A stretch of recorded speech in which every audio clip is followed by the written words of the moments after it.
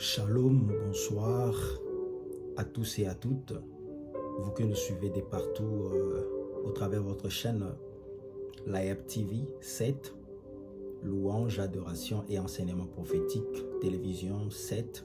Nous voici encore ce soir pour vous parler de la part du Seigneur, du message à laquelle Dieu a déposé dans notre cœur pour bénir une personne, pour que le Seigneur fasse encore du bien à une personne au travers sa parole. Ainsi, j'aimerais rendre grâce à notre Seigneur et Sauveur Jésus-Christ qui nous a permis à ce que nous puissions encore une fois nous retrouver dans votre chaîne Layab TV 7, afin de partager, d'échanger et de grandir dans notre foi au travers cette émission. Que Dieu nous bénisse abondamment dans le nom précieux et glorieux de Jésus-Christ. Je vous salue tous. Père, je te rends grâce, je te glorifie, je t'honore par-dessus tout à perpétuité, parce que tu es bon, fidèle et merveilleux. Nous t'offrons l'adoration à travers cette émission et nous prions, éternel Dieu, désormais que ton nom soit glorifié au milieu de ton peuple partout où il nous suive. Seigneur, laisse que ton esprit puisse nous conduire dans la vérité, dans l'amour, dans l'humilité et dans la crainte de Dieu, afin de communiquer ta parole comme il se doit. Nous ne voulons pas rajouter ni retrancher, mais nous voulons, Père éternel, le Dieu de gloire, que ton peuple soit béni tel que toi tu l'as dit au travers de ta parole. Règne encore au milieu de nous, Seigneur, et ceux qui ne te confessent pas, soient éloignés de nous, dans le nom puissant de Jésus-Christ. Bénis mon frère, ma soeur, serviteurs, servants de Dieu, qui vont nous suivre au travers cette émission. Merci, Père, et que la gloire revienne à notre Seigneur et Sauveur Jésus-Christ. J'ai ainsi prié. Amen. Encore une fois, bonsoir à chacun de nous. Voilà, ce soir, le Seigneur a déposé encore dans mon cœur, afin de parler d'un thème, un thème merveilleux, un thème vraiment magnifique, au travers les méditations, au travers la parole de Dieu, au travers l'expérience dans la vie. Le Seigneur, le Saint-Esprit m'a orienté dans ce passage et m'a orienté afin de nous parler de ce thème qui est « Gardez silence et l'Éternel combattra pour vous ». Gardez silence et l'Éternel combattra pour vous. C'est vrai que cela est beaucoup prêché partout dans les églises. Ce n'est pas une phrase nouvelle, mais c'est que à chaque fois que nous méditons la parole de Dieu, à chaque fois que nous plongeons dans les Écritures, nous arrivons à découvrir et à être révélés encore une fois au travers la parole de Dieu. Ainsi, j'aimerais dire à quelqu'un que la parole de Dieu est une richesse. Un seul verset de la Bible peut te faire découvrir beaucoup de choses et peut te faire comprendre plein de choses. Ainsi, j'aimerais parler sur « Garde silence et l'Éternel combattra pour vous » ou encore « combattra pour toi » ou encore « combattra pour moi ». Voilà. Exode 14, 14, la Bible dit « Garde silence, l'Éternel combattra pour vous ». Mais sur ce, j'aimerais lire quelques textes qui vont nous permettre à ce que je puisse étaler mon message pour permettre à chacun de nous de pouvoir comprendre aussi à quoi le Seigneur veut nous parler au travers les Écritures. C'est pourquoi je veux lire, pour ceux qui vont noter, je veux lire Ecclésiaste chapitre 3, le verset 7. Je lirai également Lamentation de Jérémie, chapitre 3, le verset 6. Et enfin, je veux lire Habakkuk, chapitre 2, le verset 20. Voilà. Alors, j'aimerais commencer par ce passage de Ecclésiaste chapitre 3. Ecclésiaste chapitre 3, le verset 7. La Bible dit ceci. Un temps pour déchirer et un temps pour coudre. Un temps pour se taire et un temps pour parler. La Bible dit il y a un temps pour toutes choses. Il y a un temps pour déchirer et il y a un temps pour coudre. Et il y a un temps pour se taire et il y a un temps pour parler. Un temps pour se taire et un temps pour parler. Oh, que j'aime ce passage. Je vais prendre également Lamentation chapitre 3, le verset 26 qui dit Il est beau d'attendre en silence les secours de l'Éternel. Il est beau d'attendre en silence le secours de l'Éternel. Vous soulignez encore une fois en silence, le silence qui nous revient à plusieurs reprises au travers la parole de Dieu. Dans Ecclésiaste, on a dit que le silence, il y a un temps pour parler, il y a aussi un temps pour se taire, garder silence. Voilà. Et Exode 14, 14 dit, garde le silence et l'Éternel combattra pour toi. Ainsi, je veux lire également Habakkuk, chapitre 2, le verset 20, de telle sorte que vous allez comprendre que deux choses que nous sommes en train de dire, ce ne sont pas des pures inventions des hommes, mais c'est qui est inspiré de la part de Dieu, c'est ce qui vient de Dieu. Voilà, et nous savons que tout ce qui vient de Dieu est oui et amen. Tout ce que Dieu nous dit est oui et amen. Voilà, dans Habakkuk chapitre 2, le verset 20, écoutez ceci. L'Éternel est dans son saint temple, que toute la terre fasse silence devant lui. L'Éternel est dans son saint temple, que toute la terre fasse silence devant lui. Là encore, il y a le mot silence qui nous revient encore. Le but de mon message, c'est de nous faire comprendre une chose. C'est de nous faire comprendre quand est-ce que nous devons garder le silence et quand est-ce que nous devons parler. Et deuxièmement, c'est nous faire comprendre toutes les façades du silence à laquelle Dieu est en train de nous dire. Parce que vous allez comprendre qu'il y a plusieurs aspects du mot silence. Il ne suffit pas seulement de se taire, de garder silence, de ne pas parler ou de mettre des sons. Mais vous allez comprendre le sens biblique du mot silence. C'est pourquoi j'ai énuméré plusieurs passages de la Bible afin de comprendre c'est quoi le silence. Le silence, c'est l'absence de bruit. Par définition, c'est l'absence de bruit. Quelqu'un qui ne fait pas de bruit, quelqu'un qui ne parle pas. On n'attend pas quelqu'un parle, on n'attend pas le son sortir. C'est le silence. Action de ne pas exprimer sa pensée. C'est ça, le silence. Pendant que peut-être plusieurs sont en train de mettre leurs pensées, toi, tu ne dis rien. Tu n'émets pas ta pensée, tu ne donnes pas ton opinion. C'est ça, le silence. Ça peut être oralement ou par écrit. Il y a d'autres, ils ne parlent pas, mais ils peuvent écrire. Là, ils ne sont pas silencieux parce qu'ils écrivent. Vous voyez? Donc, c'est pourquoi je dis l'action de ne pas exprimer sa pensée oralement ou par écrit. C'est ce qu'on appelle également le silence. Comme nous venons de le lire dans Ecclésiaste chapitre 3, le verset 7, que la Bible dit il y a un temps pour se taire et un temps pour parler. Allez-y comprendre qu'il y a deux aspects du silence. Il y a le silence justifié et il y a le silence coupable.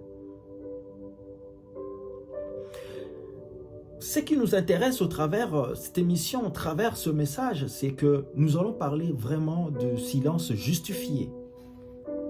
Mais si j'aimerais frôler le silence coupable, c'est que vous devez comprendre que quand la Bible dit qu'il y a un temps pour se taire, mais la Bible dit aussi qu'il y a un temps pour parler. Si c'est le temps de parler, toi tu gardes silence, ça peut devenir un silence coupable. J'aimerais donner un exemple.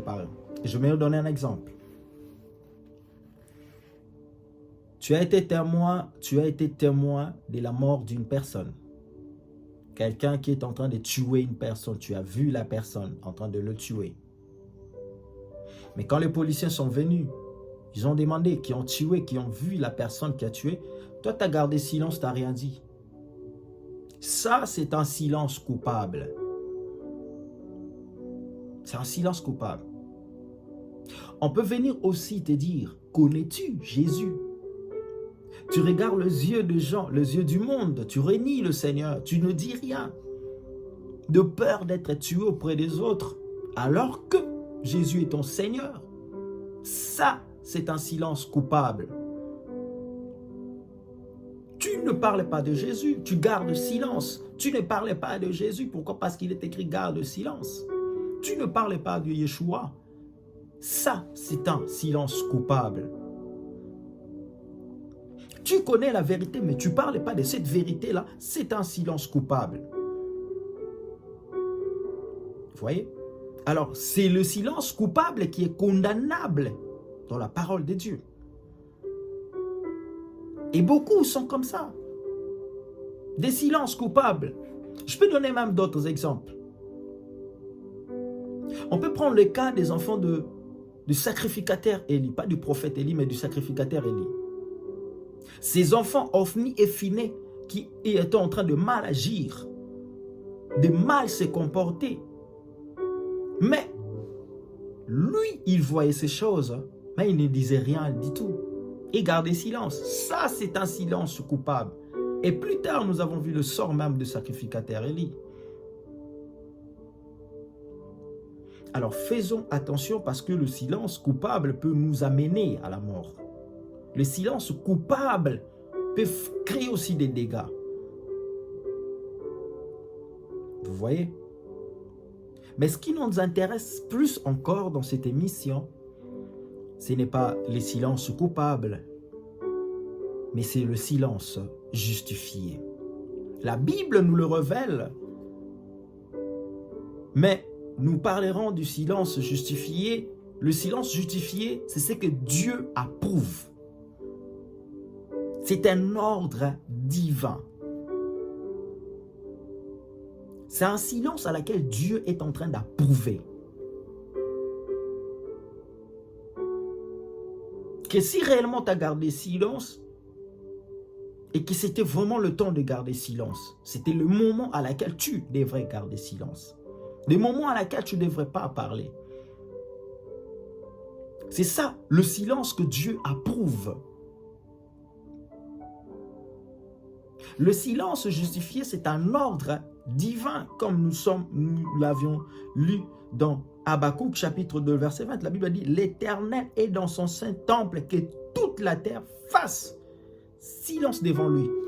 Toute la terre fasse silence devant lui. Ouais. C'est un ordre divin. Ce n'est pas quelque chose de facultatif. Ce n'est pas une option, en fait, facultative. Mais c'est impérative, cette option.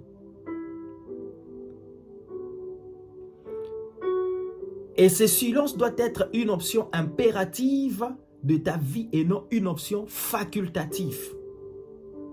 Tu dois comprendre que il y a des moments à laquelle le Seigneur te donne un ordre de ne rien dire. Même à certains prophètes, même à certains pasteurs, même à certains chrétiens. Et il y a des moments où tu es invité parce qu'on te connaît dans la casquette de prophète, de pasteur, d'un homme de Dieu, de servant de Dieu, et que c'est toi qui vois tout le temps des visions, et que tu arrives à un endroit, tu ne savais pas que le Seigneur voulait que toi, tu gardes silence pour contempler. Mais tu ouvres tout le temps ta bouche pour parler, pour parler, pour parler. Et d'ailleurs, il y a un passage de la Bible qui dit, à force de trop parler, on pêche. Quand il faut parler pour ne pas que ça soit juste silence coupable. Mais quand il ne faut pas parler, quand il faut rester silencieux, il faut rester silencieux. Il ne faut pas à tout moment parler.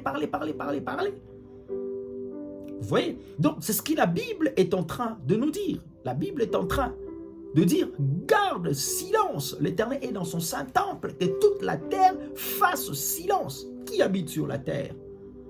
Tout le monde que nous voyons, nos frères et sœurs. Les hommes et les femmes. Et encore, les animaux, les insectes et les êtres vivants. L'ordre divin ne change pas et ne se négocie pas. Car bafouer cela, c'est remettre en cause l'autorité de Dieu. Vous voyez? Celui qui bafoue cet ordre, il remet en cause l'autorité de Dieu. Et dans l'armée, on a toujours dit exécuter d'abord et les réclamations après. Quand on donne un ordre, et aujourd'hui on nous appelle des soldats de Jésus, chrétiens, enfants de Dieu, on est censé obéir au Seigneur, on est censé obéir à la voix de Dieu. Et la Bible dit tout ce que Dieu dit est oui et amen. Tout ce que lui dit, il est oui et amen. Ça veut dire que lorsque Dieu donne un ordre, personne ne doit contester cet ordre parce que c'est un ordre qui vient du Seigneur. Et c'est lui qui est en train de contester cela, est en train de bafouer l'autorité suprême de Dieu. Dieu, c'est un commandant suprême. Qui que nous soyons, on se soumet. Peu importe qui tu es. Ce que tu es devenu, c'est à cause de Dieu. Tu deviens pasteur reconnu, c'est à cause de Dieu. Tu deviens prophète célèbre, c'est à cause de Dieu. Tu deviens serviteur, chanteur, je ne sais pas moi, reconnu dans le monde, c'est à cause de Dieu. Alors, si Dieu te donne un ordre, si Dieu te dit garde silence, tu dois garder silence. Tu dois garder silence. Garde silence et l'Éternel combattra pour vous. Vous savez, c'est un contexte, vous savez, c'est que l'histoire, d'autres le savent, peut-être d'autres ne connaissent pas cette histoire, mais j'aimerais relater un tout petit peu cette histoire d'où est sorti, garde silence et l'Éternel combattra pour vous. Israël était pendant 450 ans dans l'esclavagisme. Ils ont vécu le calvaire.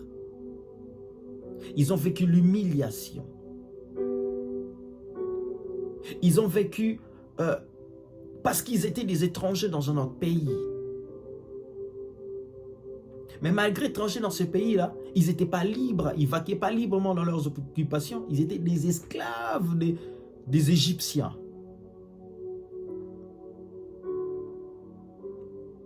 Pendant 450 ans. 450 ans, c'est plus de 4 générations. Vous voyez? Et tous ces 4 générations vivaient dans l'esclavagisme, dépendaient de l'ordre des Égyptiens.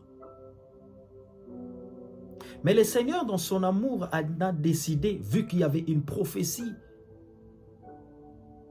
qui a été déjà libérée depuis longtemps au travers d'Abraham, malgré que ses enfants entreront en esclavagisme, mais le Seigneur ne les laissera pas comme ça, il va les libérer, il va les délivrer. C'est alors que le Seigneur envoya Moïse. Le Seigneur envoya Moïse pour aller libérer les enfants d'Israël de cet esclavagisme, enfin, non seulement de le libérer, mais de le libérer pour les ramener dans un pays où coule le lait et le miel, dans un pays où ils seront chez eux, où ils se sentiront chez eux. C'est alors que Moïse est venu. Au moment des négociations, il y a eu beaucoup de choses. Moïse négocie avec Pharaon pour permettre à ce que Israël puisse sortir. Vous savez, j'ai compris une chose. Parfois, on peut engager des négociations,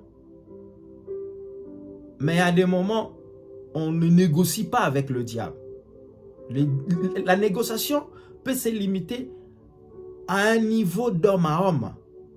Mais lorsqu'on comprend que derrière cette résistance, il y a l'esprit démoniaque, il y a un esprit du diable derrière, alors n'allons même plus dans les négociations. Entrons dans le combat spirituel, prions avec autorité. Ne garde plus silence, prie. C'est alors que Dieu a démontré sa puissance. C'était un combat spirituel qui s'est passé entre le diable, les principautés de Pharaon, parce qu'il servait le diable, et Moïse qui servait le Dieu d'Israël. Mais Dieu remporte toujours. Le Seigneur est toujours vainqueur. J'aimerais dire à une personne, Dieu remporte toujours. peu importe la situation à laquelle la personne peut se retrouver, Dieu remporte toujours. Ainsi, tu vas comprendre que Pharaon décida de lâcher Israël. Mais laisse-moi vous dire une chose. Les diables ne lâchent pas quelqu'un ou quelque chose facilement, si facilement comme ça. Vous vous souvenez, dans le Nouveau Testament, Jésus a dit que lorsque le démon est sorti de ses corps, il part. Ne pensez pas qu'il est parti. Il va. Et il va revenir pour voir si la maison est libre. Si il est libre, il va chercher encore plusieurs d'autres démons pour venir s'installer afin que ton cas devienne encore pire. Vous voyez? C'est ce qui s'est passé en fait. C'est ce qui s'est passé avec le malin. Les enfants d'Israël, Pharaon a accepté de laisser partir Israël, d'aller vivre chez eux, d'aller rendre un culte à leur Dieu. Mais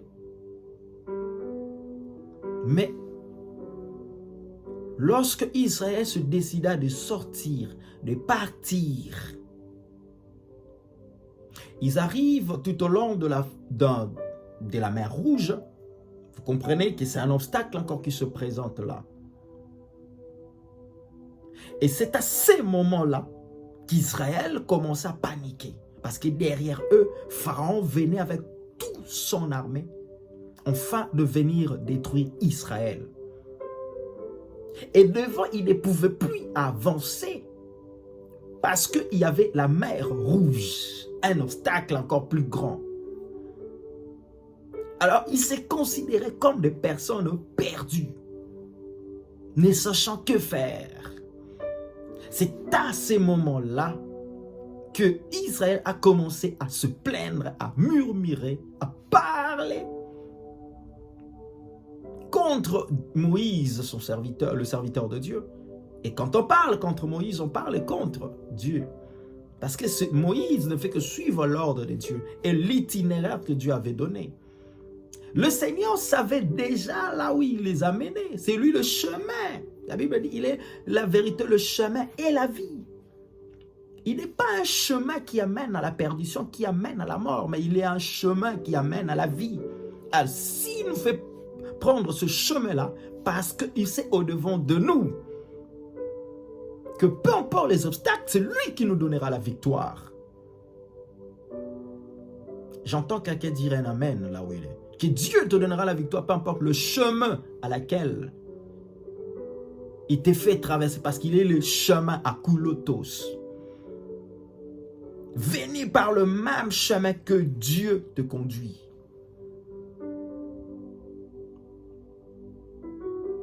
Et c'est pile poil à ce moment-là, pendant qu'il paniquait, pendant qu'il murmurait, pendant qu'il se plaignait, il parlait, il s'est lamenté. C'est cette phrase qui est sortie. Ce que Dieu leur a dit. Au travers de Moïse, gardez silence et l'Éternel combattra pour vous.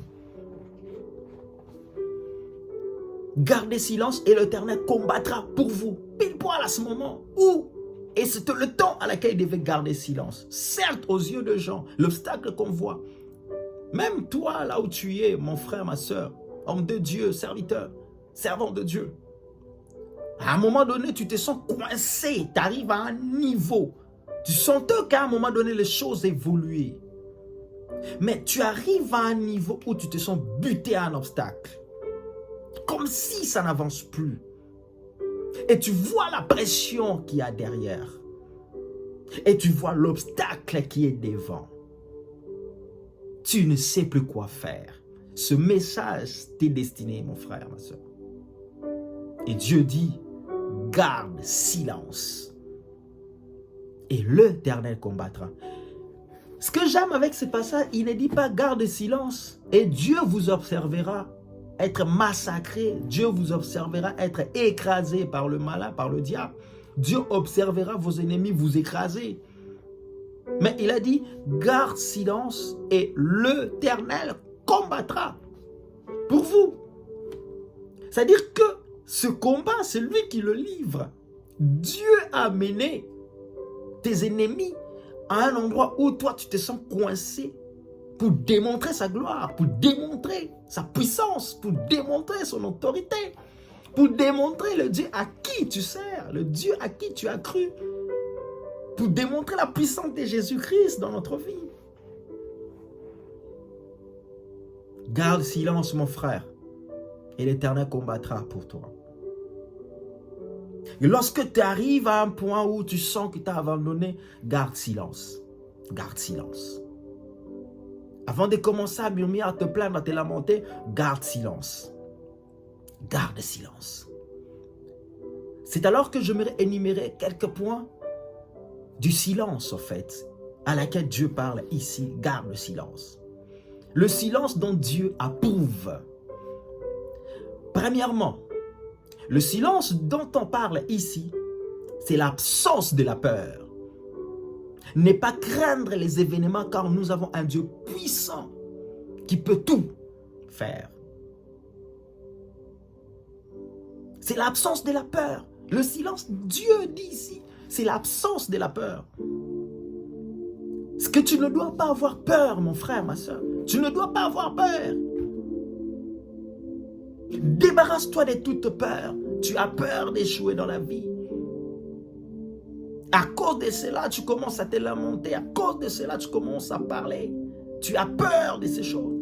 Tu as peur de tes ennemis. Tu as peur de ne pas réussir à cause de ton âge. Tu as peur à cause de ta situation. Tu as peur. Mais Dieu dit, garde le silence. N'aie pas peur. Ne panique pas. Car vous savez, les personnes qui ont peur paniquent facilement. Et lorsqu'on panique facilement, on trouve des solutions par nous-mêmes, sans regarder à Dieu. Et celui qui panique peut faire n'importe quoi. C'est pourquoi à chaque fois même un ange apparaissait, lorsque Dieu voulait apparaître devant les hommes, il disait, parmi les phrases qu'il disait le plus souvent, il disait « ne crains rien ». Le but d'apparition de Dieu, ce n'est pas de faire craindre l'homme. Ce n'est pas de faire peur à l'homme, comme le diable, par exemple. Le but de l'apparition de Dieu doit apporter la joie, la paix en toi. C'est ça la différence. Quand Dieu t'apparaît, tu ne dois pas avoir peur. Certes, on va trembler devant un Dieu puissant qui apparaît, parce que c'est la nature, c'est la chair humaine, on tremble. Mais quand il te dit, ne crains rien, c'est comme, il te communique son esprit et que tu comprends que tu es son fils. Et un fils devant son père, il ne va pas avoir peur de son père. À moins que ce père-là, c'est un méchant papa. Ou sa maman, c'est une méchante mère. Mais tant que tu sais que c'est ton papa, l'enfant va venir vers son père. Tout enfant vient toujours vers son père. Quand l'enfant commence à te fouiller, c'est que tu as un mauvais père ou une mauvaise mère. Vous voyez? Premièrement, le silence dont on parle ici, c'est l'absence de la peur. Ne pas craindre les événements. Quoi qu'il arrive, peu importe les événements, peu importe les circonstances, peu importe le nombre des ennemis qui t'entourent. Oh, j'aime bien la phrase du prophète Élisée, qui dit à son serviteur, il avait peur quand il a vu les maladies, il a vu les ennemis leur rendre. Il dit, je prie que le Seigneur t'ouvre les yeux et que tu regardes quelle armée qui nous accompagne. Et lorsqu'il a ouvert les yeux, il a vu derrière, il a vu une armée invisible, céleste, qui les accompagnait. Et Paul dit, celui qui est en moi est plus grand que celui qui est dans ce monde. Celui qui est dans ce monde vivant, c'est dans ce monde terrestre, c'est le diable, le prince des ténèbres et descendu sur la terre. Mais celui qui est en nous, c'est le Saint-Esprit, l'Esprit de Dieu. Dieu lui-même a décidé de vivre en nous. Il est plus puissant que celui qui est dans ce monde. C'est pourquoi ne crains rien. Le silence, c'est l'absence totale. C'est le silence, c'est l'absence totale de la peur.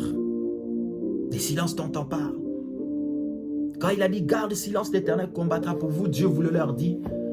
Et n'ayez pas peur. Je suis là avec vous. Je suis à votre côté. C'est pourquoi David avait compris cela. Il a dit, même si je marche dans l'ombre de la vallée des morts, je crains rien parce que l'Éternel est avec moi.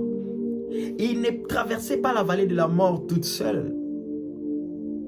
Même si c'est le chemin à laquelle Dieu l'avait dit de prendre, mais il n'était pas tout seul.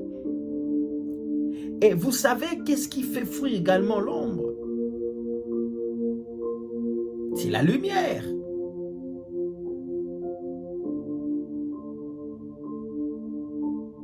Et laisse-moi te dire une chose. Ce n'était que l'ombre. Lorsque la lumière t'éclaire, il y a une partie de ton ombre à côté. Mais est-ce que cette ombre-là t'a déjà frappé un coup? Même s'il marchait dans l'ombre de la vallée des morts. L'ombre de la vallée des morts. Où il y avait la mort, ainsi de suite. Il ne craignait rien parce qu'il marchait avec celui qu'on appelle la vie. La vérité, le chemin et la vie. Il marchait avec la vie en lui. Celui qui donne la vie. Jésus-Christ, Yeshua, qui donne la vie. Tu marches avec Jésus. Mais tu as peur de la mort. L'apôtre Paul dit, la mort m'est égal. Même si je mourrais aujourd'hui, je ne crains rien parce que la mort, c'est un bénéfice pour moi. Ça me permet facilement d'aller rejoindre le Seigneur.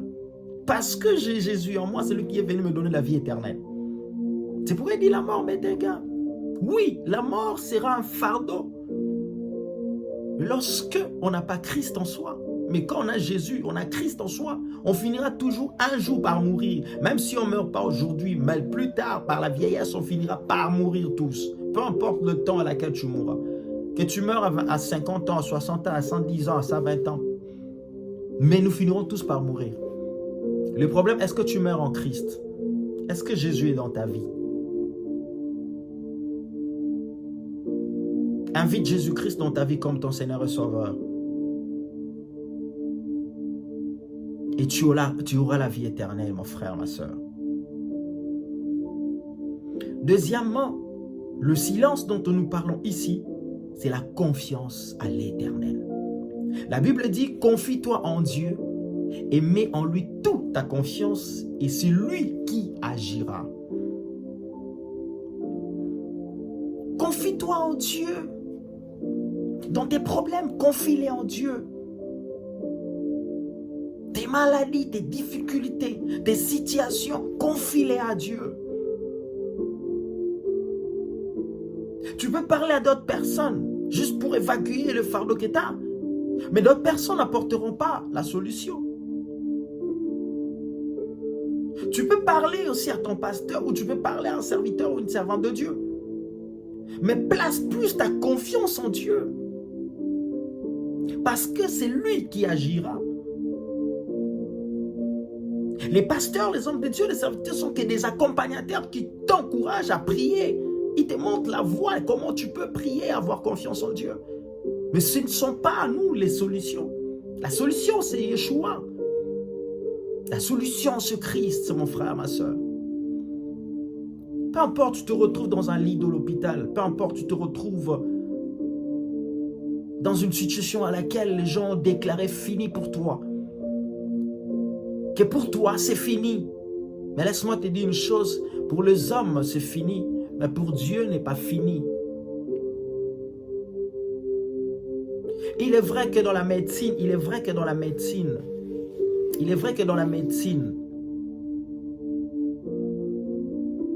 nous décrit qu'un AS, un SS ne peut pas se marier, machin et truc. Mais j'aimerais m'adresser à toutes ces personnes qui sont dans ce genre de cas. Que tu sois SS, que tu sois AS, que tu sois cancéreux, sidatique, tu as une maladie incurable. Laisse-moi te dire une chose, mets confiance en Dieu. Ne t'agite pas. Crois au Seigneur. C'est possible qu'il te guérisse et je prie qu'il te guérisse au nom de Jésus-Christ. Je prie qu'au nom de Yeshua Mashiach, que tu sois guéri de tes maux au nom de Yeshua. Confie-toi en Dieu et mets en lui toute ta confiance. Quand on te dit de te confier en Dieu et mets en lui toute ta confiance, on voulait simplement te dire, il y a des gens qui se confient par intermittente. Il y a des gens qui se confient. Aujourd'hui, il part, il te confie ce qu'il a. Et demain, il change de position. Et demain, il n'a plus confiance en toi. Ainsi de suite.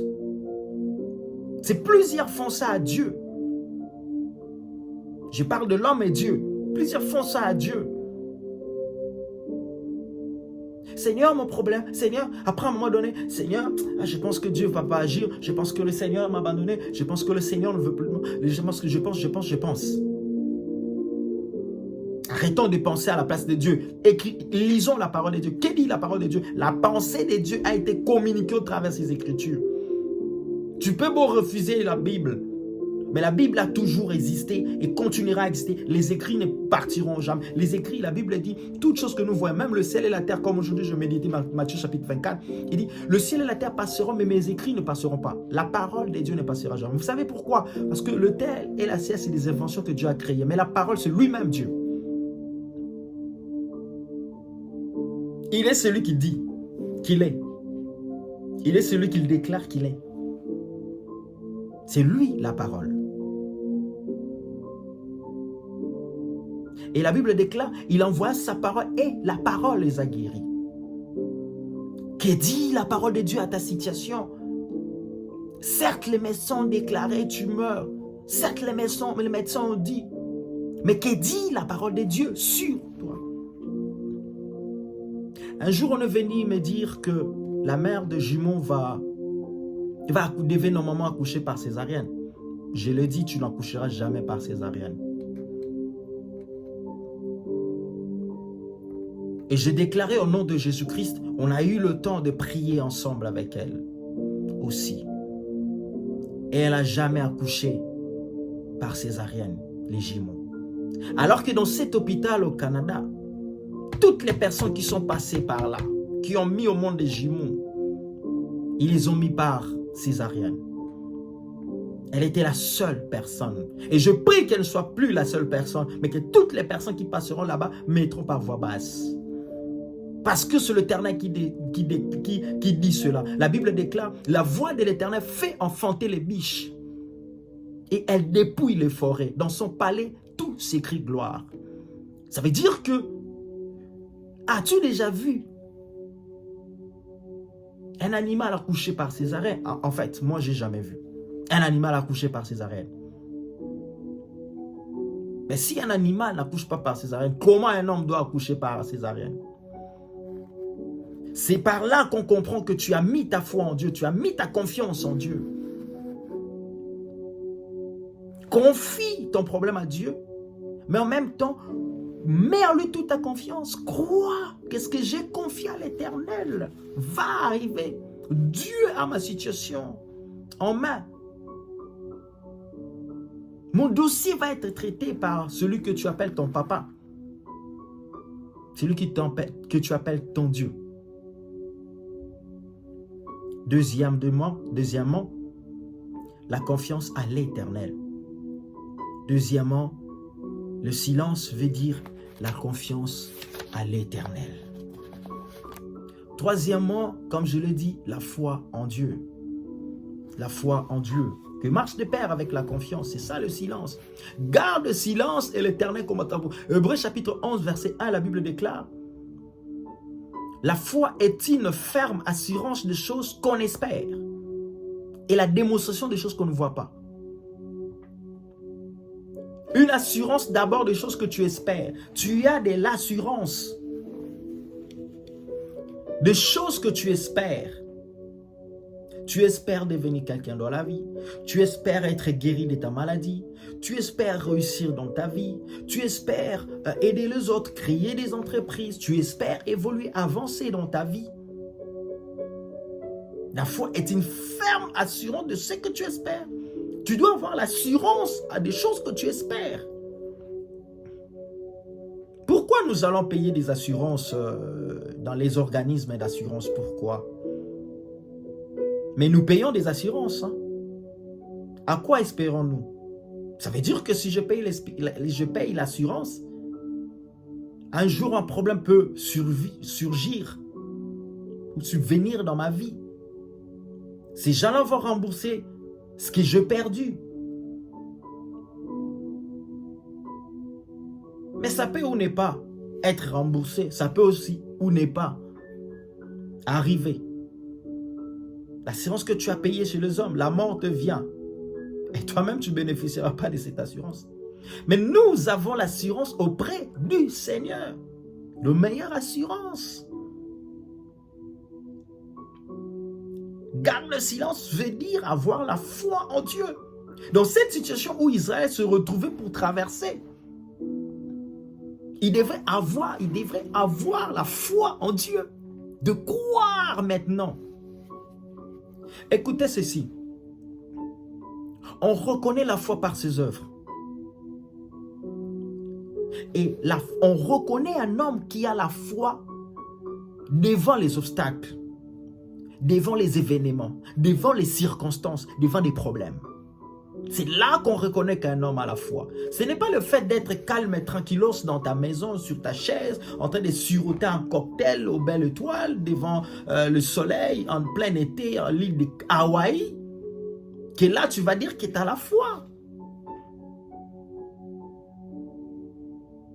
Mais on va reconnaître que tu as la foi lorsque il y a un obstacle qui arrive, lorsqu'il y a des événements qui arrivent, des circonstances qui surgissent. C'est là qu'on reconnaît des hommes et des femmes de foi qui ont l'assurance que l'Éternel est avec moi. J'espère en sa victoire. J'espère que le Seigneur me fera réussir. J'espère que le Seigneur permettra à ce que cette situation soit décantée. Même si mes yeux n'ont pas vu, mais je l'espère, je crois. Je vais dire à quelqu'un, même si tu n'as pas encore espéré, même si tu n'as pas encore vu ta guérison, même si tu n'as pas encore vu ta réussite, même si tu n'as pas encore, espère encore. Espère, Rabashata la Bosque. Espère encore. Continue à espérer. Ta vie ne se limitera pas à cette situation à laquelle tu traverses. C'est juste la vallée de l'ombre de la mort que tu dois traverser. Dieu ne t'a pas destiné à la vallée de l'ombre de la mort. La vie d'Israël ne devait pas s'achever à la mer Rouge. L'obstacle, Goliath, n'était pas l'ennemi qui devait faire tomber la tête de David. Je m'adresse à une personne, je parle à quelqu'un. Le Goliath n'était pas l'ennemi qui devait renverser David. David avait espéré. Il croyait à la victoire. J'aimerais dire à une personne d'espérer, de croire à la victoire de Dieu. Crois au Seigneur Jésus. Il te donnera la victoire quoi qu'il arrive, peu importe. Même si tu te sens seul dans ta vie, Dieu est là. Quand tu as Dieu, tu as tout. Je ne te parle pas de devenir milliardaire en un coup comme par magie. Non, je ne te parle pas de devenir millionnaire comme par magie. Non, non, non, non, je ne te parle pas de ces choses. Mais je suis simplement en train de te dire, dans le parcours de ta vie, tu rencontreras des défis, des circonstances, des problèmes. Je ne te prêche pas, venez à Jésus et tous les problèmes s'arrêtent. Non, ce que je suis en train de te dire, c'est que quand tu viens au Seigneur, tu as l'assurance que même devant les problèmes, tu auras une solution. Parce que lui te donnera toujours la solution. Si nous, on est limité, Dieu n'est pas limité. Si nous, on est limité, Dieu peut délimiter tes limites. C'est pourquoi il faut continuer à croire. Le silence où Dieu parle, le silence où Dieu dit, c'est la foi en Dieu. Et la démonstration de choses qu'on ne voit pas. La démonstration de choses qu'on ne voit pas. Qu'est-ce que tu ne vois pas? Tu n'as pas encore vu ta guérison. Tu n'as pas encore vu ta réussite. Tu n'as pas encore vu. Mais continue à croire. La foi, c'est une folie. Les gens te qualifieront de quelqu'un qui a perdu la tête. On en a plein de témoignages de ce que Jésus a fait dans notre vie. C'est pourquoi je ne vois en rien ce qui me fera abandonner le Seigneur. Je ne vois en rien ce qui me fera abandonner le Seigneur. Peu importe si les gens critiquent le nom de Yeshua, le nom de Jésus-Christ. Mais je sais ce que Dieu a fait dans ma vie. Je sais comment Jésus m'a tiré. Je sais où il m'amène. Et grâce à lui, je sais qu'il y a des grandes choses qui nous attendent devant. C'est pourquoi je me rassure à une personne. Crois, espère au Seigneur. Crois en Dieu. Quatrième des choses, le silence, c'est l'interdiction de se plaindre, de murmurer. Arrêtons de se plaindre tout le temps. Arrêtons de murmurer. Dieu n'aime pas les gens qui murmurent. Il aime les personnes, mais il n'aime pas la façon de faire les choses, que les gens murmurent à tout moment. Vous savez, la meilleure des choses à faire lorsque tu es devant une situation, lorsque tu es devant un problème, c'est de commencer à se souvenir des réalisations passées de Dieu dans ta vie. Regarde d'où Dieu t'a pris, comment il t'a préservé par moment. Combien de personnes sont mortes dans cette maladie que tu as? Mais tu es encore là, tu es encore en vie et tu entends ce message. Ça veut dire que Dieu t'aime. Lorsque tu es buté à un problème, à une situation qui te dépasse, commence à regarder les réalisations passées. C'est pourquoi le Seigneur nous demandait de ne pas se souvenir de nos anciennes vies, mais plutôt de se souvenir des grandes choses qu'il lui a faites. Vous voyez? Même si tu es un pécheur, tu tombes. Mais le Seigneur te dit de ne pas te souvenir de ton ancienne vie, mais de te souvenir comment il t'avait délivré de ton péché. Et ça te permettra de te relever, de continuer à avancer avec Dieu. L'interdiction et le silence, Dieu voulait simplement dire, hey, arrêtez de murmurer, je suis là avec vous, vous ne me voyez pas ou quoi? En quelque sorte, quand Moïse est venu s'adresser aux enfants d'Israël, arrêtez de murmurer, est-ce que vous ne me voyez pas? Je suis là avec vous. C'est moi qui vous ai conduit sur ce chemin. Alors, arrêtez de vous plaindre. Donc, le silence à laquelle nous parlons ici, c'est l'interdiction de murmurer, l'interdiction de se plaindre. Ma vie ne marche plus, tu parles à tout le monde, tu commences à murmurer à tout le monde, tu vois un tel, tu rencontres toute ta vie. Tu vois un tel, tu étales toute ta vie. Tu vois un tel, tu parles toute ta vie. Après avoir parlé à toutes ces personnes-là, est-ce qu'ils t'ont donné la solution? Non. Soyons sincères envers nous-mêmes. Vous voyez? Au contraire, ça crée encore des problèmes. Et aussi parfois, des personnes à lesquelles tu parles de ton problème, quand tu tournes le dos, c'est les mêmes personnes qui vont parler de ton problème à d'autres personnes. En mal. Et non pas pour dire qu'on va soutenir notre frère ou notre soeur, prions pour lui, non. Mais il va encore te critiquer en mal. La meilleure personne à qui tu dois te confier, arrête de murmurer, d'aller te plaindre à tout le monde. Confie-toi en Dieu, aie la foi en Dieu. Réalise que Dieu est avec toi. À moins que le péché t'éloigne de Dieu. Si le péché t'éloigne de Dieu, repens-toi et redonne ta vie en Jésus. Repens-toi et Dieu te pardonnera et il continuera à marcher avec toi. Cinquième de choses, le silence dont on parle ici, c'est la patience, l'attente au secours de Dieu. La patience. L'attente au secours de Dieu. Lamentation de Jérémie, chapitre 3, verset 26, la Bible dit « Il est beau d'attendre en silence les secours des dieux. » Il est beau d'attendre en silence les secours des dieux. Oh, comme il est beau d'attendre en silence les secours de Dieu. Dieu ne vient jamais en retard, le Seigneur vient toujours au moment opportun, au moment qu'il fallait qu'il vienne. Dans l'histoire de Lazare, les gens pouvaient croire que c'est fini pour Lazare et que Dieu l'a abandonné. Mais le Seigneur avait voulu venir à ce moment-là pour aussi toucher le cœur des incrédules qui étaient dans cette ville-là, des Judées, pour qu'ils donnent réellement leur vie au Seigneur, pour qu'ils croient à ses œuvres, qu'ils croient à la personne de Christ. Donc Dieu ne vient pas en retard, mais il vient au moment opportun pour confondre nos ennemis. Pour que toute la gloire lui revienne, pour que toute l'adoration lui revienne.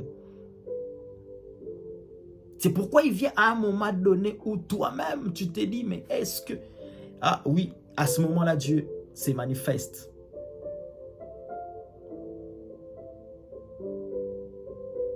La patience. Il est beau d'attendre avec silence le secours de Dieu. Attends, patiente. Dieu t'a promis quelque chose, patiente. Pendant combien de temps Israël est sorti de l'Égypte? La patience paye. Beaucoup de gens ne sont plus patients. Et surtout dans le temps et dans l'époque, dans notre génération, dans le temps où nous sommes, beaucoup sont pressés. C'est pourquoi beaucoup ont signé des loges. Ils ont signé des pactes dans les loges. Juste pour devenir, je ne sais pas moi, qui ou quoi. Juste pour rouler dans les jeeps, avoir des maisons à 6 étages, 5 étages. Mais après, à quoi ça sert à un homme de gagner tout le monde entier et de perdre son âme? Pour l'enfer. Éternité en enfer, mon frère, ma soeur.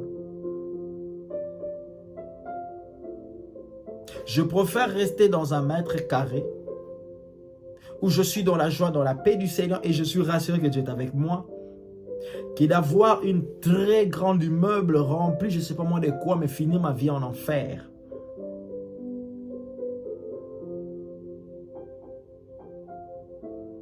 Oui, l'enfer et le ciel ne sont pas des mythes. C'est des choses qui existent réellement. Certes, l'enfer n'a pas été créé pour les humains, a été créé pour les démons et le diable.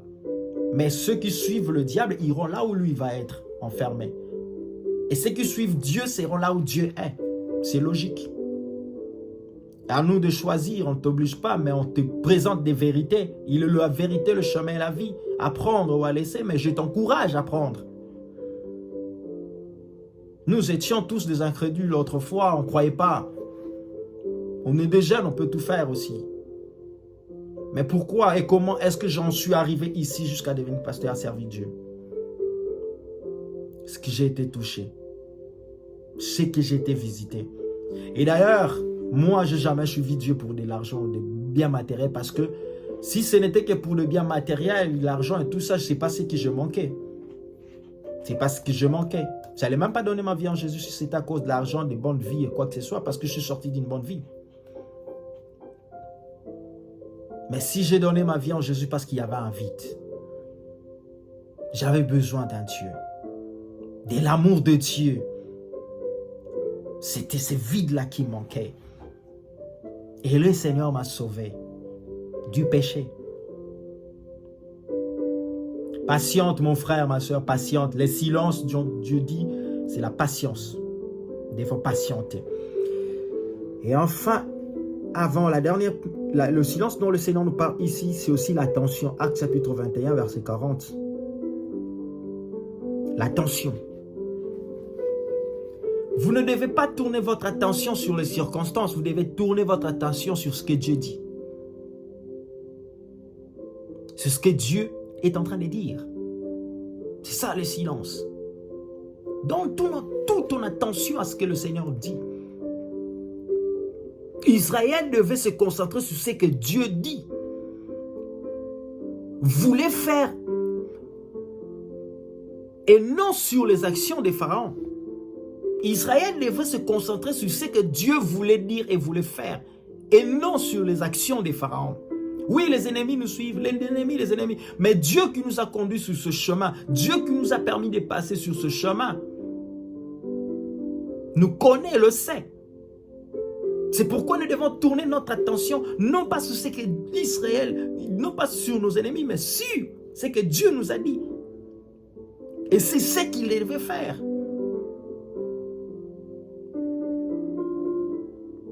Vous voyez? Très souvent, nous perdons notre sang-froid parce que nous regardons aux circonstances. Au lieu de se concentrer sur les promesses, les plans ou les actions de Dieu.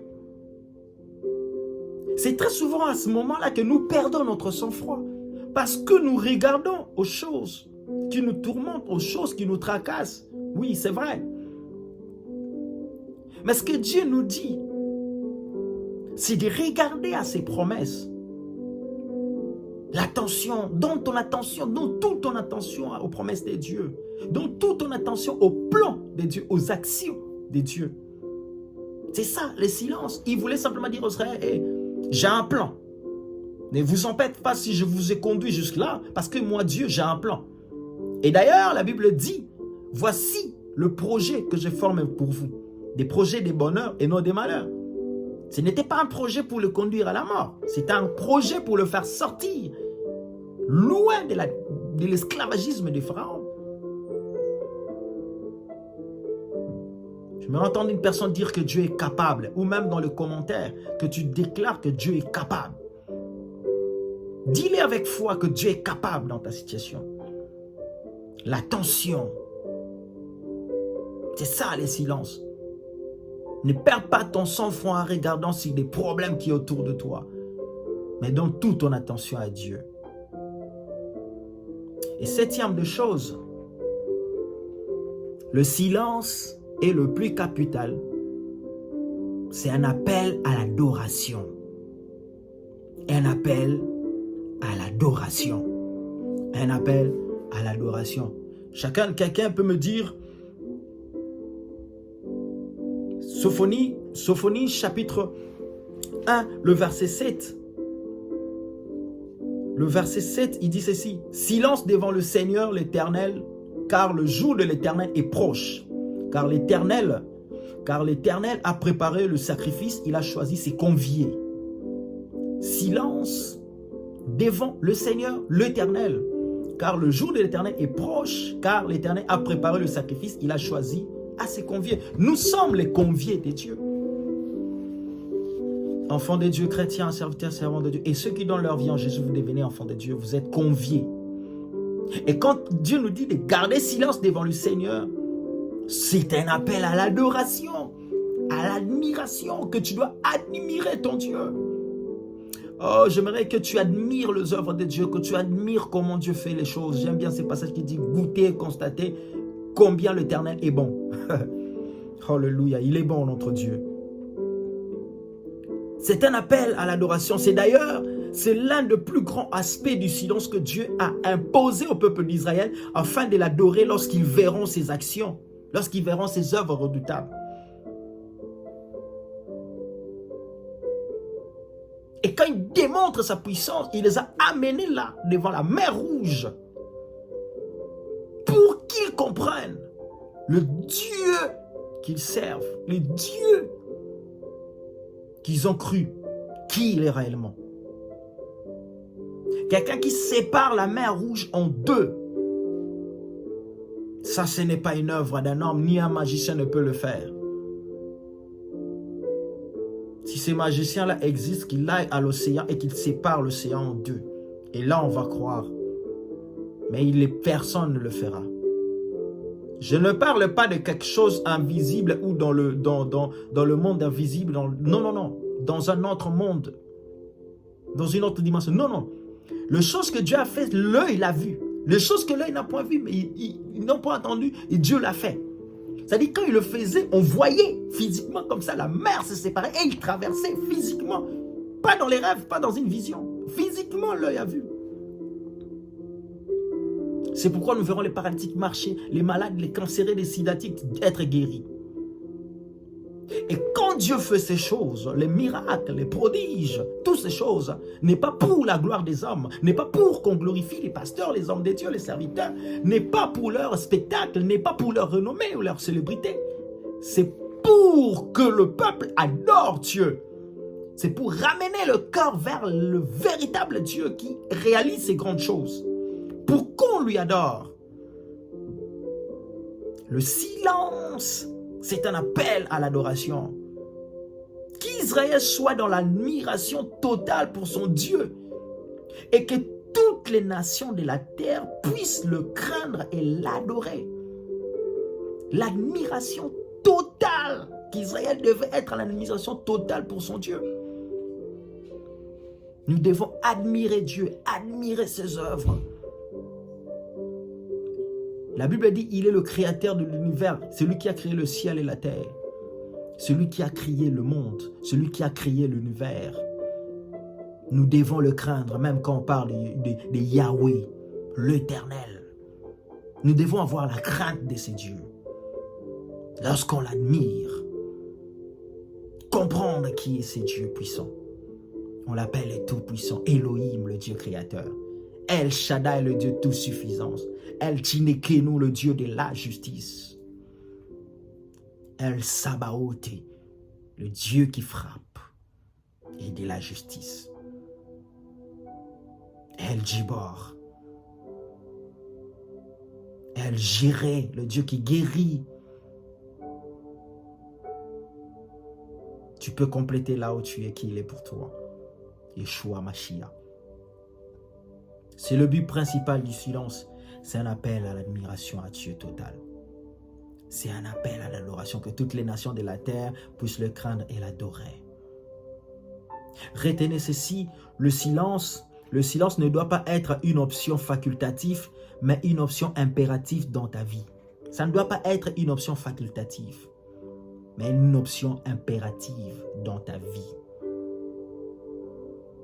Ceci dit, plus tu garderas ce principe du silence dans ta vie, plus la puissance de Dieu se manifestera toujours pour ta délivrance. Plus tu garderas ce principe du silence dans ta vie, plus la puissance de Dieu se manifestera toujours dans ta vie pour ta délivrance à toi. Que Dieu nous bénisse abondamment. J'ai essayé d'énumérer, j'ai essayé de parler en long et en large sur ce terme, garde le silence, et l'Éternel combattra pour toi. Et je viens de dire que le silence ne doit pas être une option facultative, mais ça doit être une option impérative dans ta vie, car le silence est un ordre divin. Et quand Dieu dit quelque chose, la chose arrive. Et je lui ai parlé de 7 points où je dis le silence est l'absence de la peur, le silence c'est la confiance à l'Éternel, le silence c'est la foi en Dieu, le silence c'est l'interdiction de se plaindre, de murmurer, le silence c'est la patience, l'attente au secours de Dieu, le silence c'est l'attention que tu donnes à Dieu, et enfin le silence c'est un appel à l'adoration. J'aimerais prier pour toute personne. Tu as des questions, tu peux le poser, tu veux une prière, tu peux écrire et on priera pour toi. J'aimerais prier pour chacun de nous. Père, je te dis merci, je te rends grâce pour cette émission. Merci encore une fois, Papa, pour ce message qui est sorti. Je sais que mon frère et ma soeur a suivi ce message du devis à la fin, Père. Et je prie, éternel Dieu des armées, Père, que tu puisses toucher, visiter, Seigneur, toute personne qui a compris c'est quoi le silence dans ta vie et qui devait, Seigneur, garder silence parce qu'il croit que Dieu est avec lui, parce qu'il croit que dans sa situation, dans toutes les circonstances, l'Éternel est avec lui et Dieu va combattre pour lui. C'est pourquoi je te prie, peu importe les combats qui s'élèvent dans la vie de mon frère, ma soeur, toi seul, lève-toi, Père, afin de combattre tous ses ennemis, afin de délivrer ce peuple de tous les combats qui se présentent dans leur vie et de toutes circonstances. Celui qui est malade, Seigneur, il garde son silence, sa foi en toi, parce qu'il croit que tu vas les guérir. Je prie que tu guéris ma soeur, mon frère, ma soeur. Je prie que, Père éternel, Dieu des armées, que tu fasses sortir une personne de toute situation qui l'a dérangé, Père, des situations financières, des situations familiales, peu importe, Seigneur. Toi, tu es puissant pour sauver, délivrer et combattre, Seigneur. Nous te disons merci, nous te recommandons notre prochaine émission dans ta présence, Seigneur. Touche encore et bénis tout celui qui écoutera ce message et que ce message soit partagé de tous, afin que les vies soient bénies au nom de Jésus. Merci à vous tous qui avez pris le temps d'écouter ce message du début à la fin. C'est votre mission, votre chaîne Layeb TV 7, louange, adoration et enseignement prophétique télévision 7. Si tu tapes sur YouTube, tu le verras. Je suis votre humble serviteur, le pasteur Paul Ondy. Depuis la France, si le Seigneur a déposé dans ce cœur pour vous parler de ce message, garde le silence et l'Éternel combattra pour vous. Et j'ai prié que le Seigneur, que des témoignages nous reviennent de part et d'autre, parce que le Seigneur vous fera encore du bien. Soyez bénis au nom de Jésus-Christ et que la gloire de Dieu vous environne. S'il ne revient pas aujourd'hui, nous nous retrouvons dans une autre prochaine émission. Mais s'il revient aujourd'hui, c'est fini. Nous serons ensemble dans le royaume de Dieu, dans le retrouvail, dans l'adoration, dans la félicité de notre Seigneur Sauveur Jésus-Christ. Soyez bénis et que Dieu vous fasse encore énormément du bien. Merci à vous tous. Merci. Soutenez-nous dans vos prières, soutenez-nous aussi en likant le vidéo, aussi en partageant, en s'abonnant massivement dans cette chaîne Layeb TV 7 qui bénira aussi d'autres personnes, qui permettra aussi à d'autres personnes de regarder Layeb TV 7 pour l'édification du corps de Christ et pour bénir le peuple de Dieu. Soyez énormément bénis et comme communiqué, nous sommes en train de préparer un plateau pour commencer à recevoir aussi les hommes de Dieu de part et d'autre par la grâce du Seigneur. Celui qui veut nous soutenir, qu'il continue à nous soutenir. Soyez bénis au nom de Jésus-Christ. Amen.